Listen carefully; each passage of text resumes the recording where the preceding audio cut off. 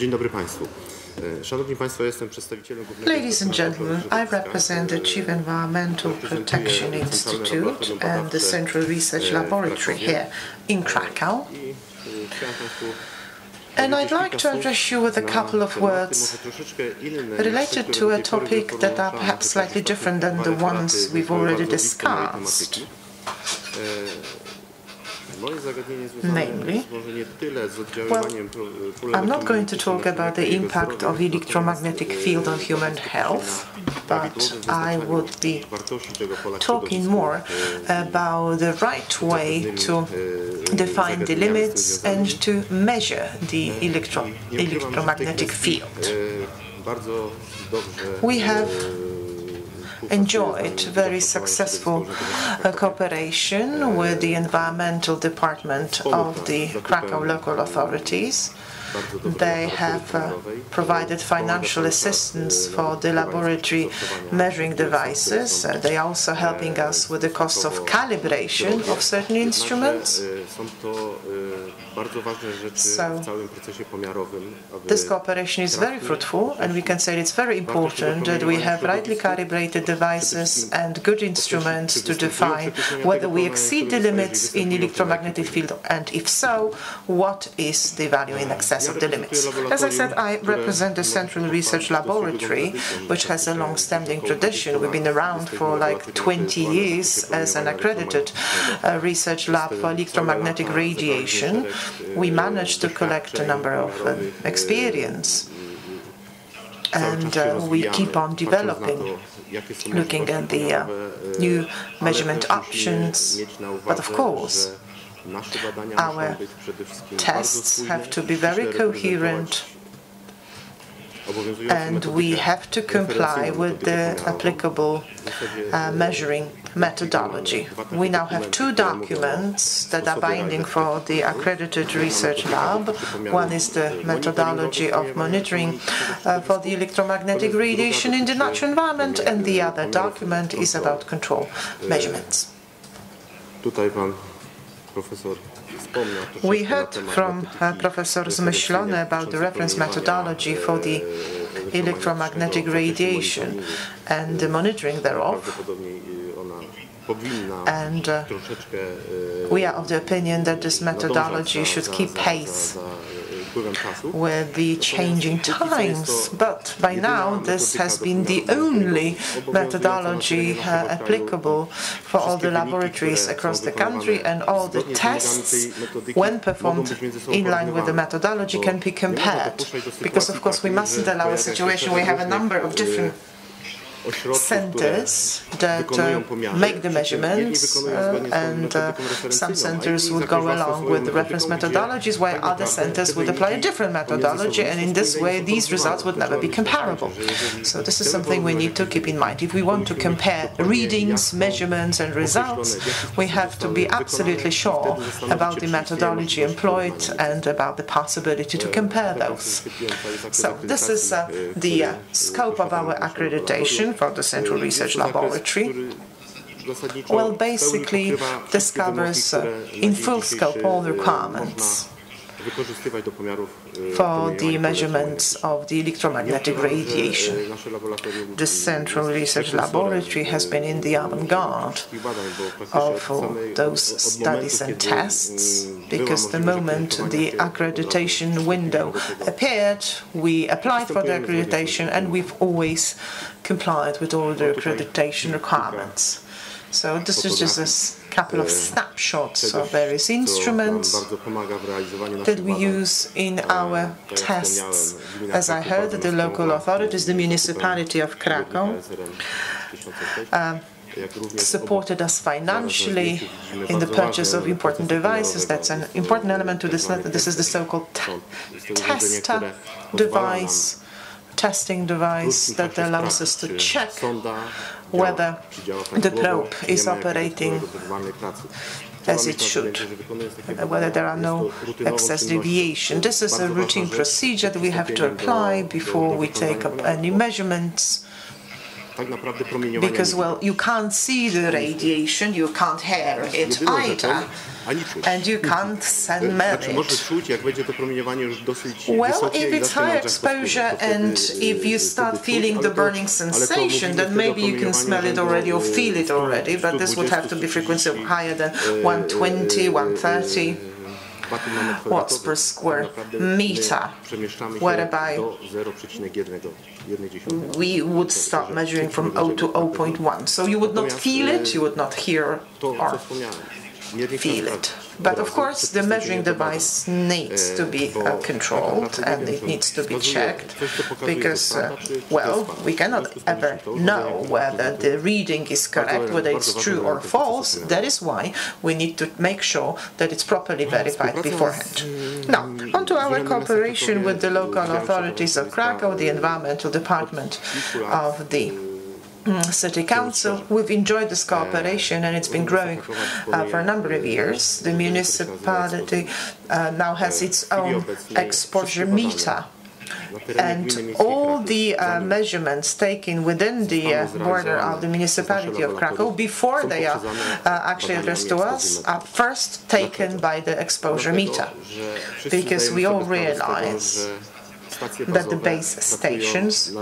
operate on various energy burden, and that also changes during the day cycle. The amount of radiation they generate changes with the time of the day. That's, you know, the burden, physical burden, the use, the amount of users, and so on. And so, to be most precise in defining the level of radiation emitted by such a station, well, in order to do that, all the tests and measurements performed by our laboratory come second to the exposure meter readings that are, as I say, performed by the City Council.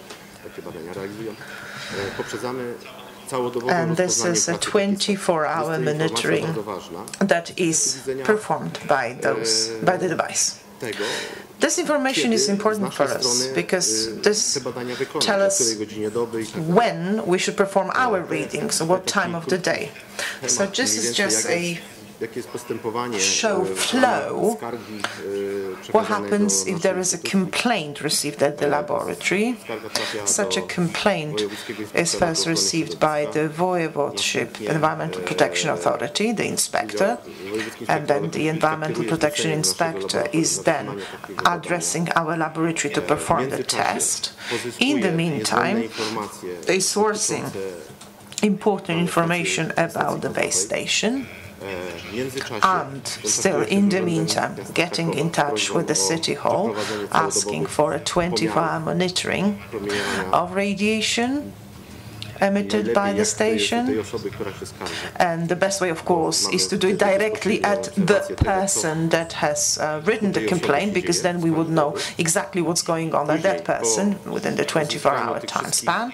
Once all this information is collected, and mind you, all this information is really indispensable for a correct measurement, our Central Research Laboratory is performing the measurements.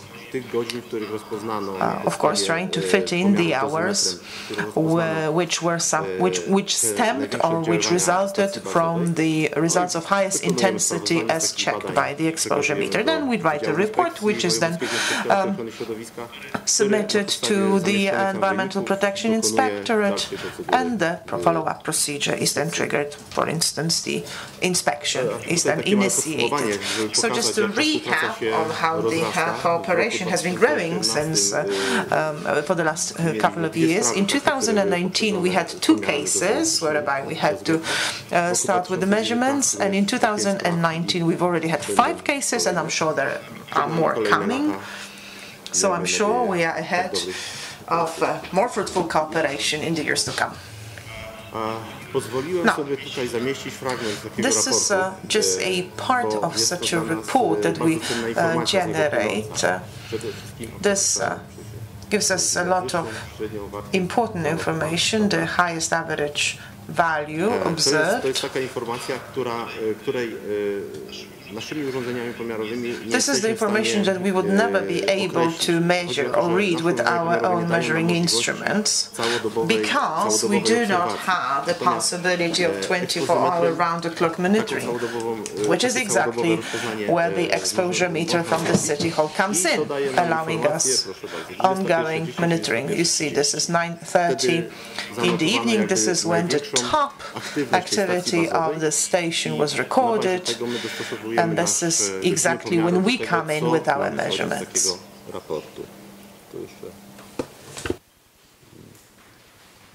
Reszta tych wniosków. Co chciałem podkreślić? Now, what is important? I mean, you need to remember that the exposure meter is a very useful tool, but you need to know its limits. An exposure meter allows us to do some screen tests. It gives us trends, which is very important to see what happens over this 24-hour period of a day. Now, even though we spoke with it, we tried to speak with the OEM, I'm not 100% sure what this exposure meter is actually measuring. We get some values, though, but what is important is that we find the trends, we establish the trends, especially the ones that are most detrimental. So when you look at the dynamics of this exposure meter, so it's up to 6 volts per meter. So this would mean that it can measure up to 6 volts per meter. I've asked about it and never got confirmed that this is what is the case. The 61.6 decibel. If we go up the window, we bring the window up, we cut out the bottom values, and we don't measure these. But I don't know, because I've not been given sufficient answers. Now, this is information about the accuracy of this device. There are some deviations, but again, this is something that I was trying to fully establish, how you get this table, how it's derived, but I haven't been given this. And this is really probably an analysis of the frequency of distribution. Now, when you look at the minimum maximum 1.8 per a specific frequency, this is quite a lot in the logarithmic scale. It is double the value. So you need to understand what is going on here, because decibel values are very useful because they hide something in them. They flatten the graph out. Now, when you look at this table from the certificate of calibration for measurements in accordance with the applicable methodology. Now, this is a calibration for electromagnetic resistance, which tells us what is the impact on the measurement of values that we don't measure. So this is an example. There is a sound.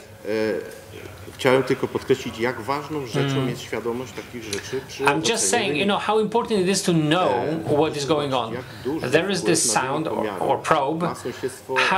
What is the impact of the 50 hertz band in the neighborhood? So the sound that is dedicated for measuring a completely different band, when we bring it closer to a power line, let's say, it will at 10 kilovolt, we have 300 volts per meter.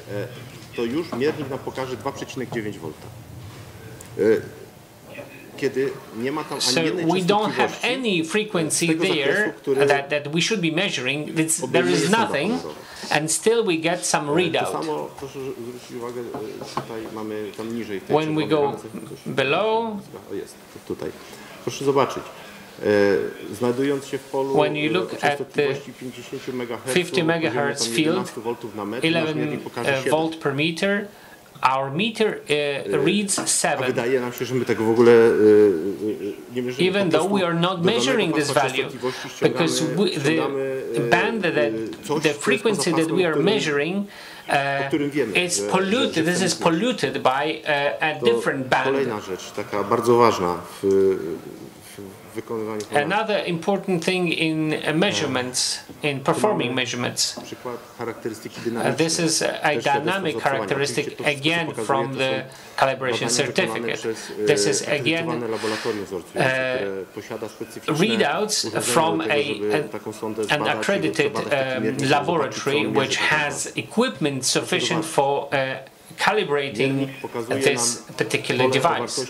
So we can see 0.1 to 0.37 volt per meter, and in reality there is 0. Very important to know which sound to use and for which. We can see that you must not use this particular sound for this field up to 100 volt, because really, in reality, there is no radiation. Why is this so? Because this is the bottom measurement threshold. It's far easier to measure fields with high intensity, but in any measurements, whether it is radiation or something else, it's very hard to define or to establish a value which is at the limit of the measuring device's spectrum. So we really should be very careful about what we should be aware that these results are really carry quite a high error margin, and especially should not be compared with others. Okay, time is short, so I've run out of slides, but just a few words about talking about Professor Zmyślony's presentation about permitted values. Now, the permitted values in Poland, let's say 7 volts per meter is the value that we talk about most. Measurement labs in Poland measure the maximum value throughout the measurement period. So they measure the peak. Now, what we are looking at and what other countries are trying to achieve is to measure RMS in 6-minute periods. From our comparisons of the various results, maximum values tend to be more than 50% more than the 6-minute RMS. So even if the permitted values are changed, the way they are measured, they are detected, will have an impact on how the result is compared to the permitted value. So talking about the precautionary principle in 5G, now this new technology, it's hard to say if we are prepared in terms of devices, equipment. I'd say probably not. We don't have methodologies to measure, and our permitted values will probably follow this technology. The question is whether we will have reference values. Now, these will obviously be adopted by authorities, but our point is to measure and see if these values are present in the environment. Thank you very much.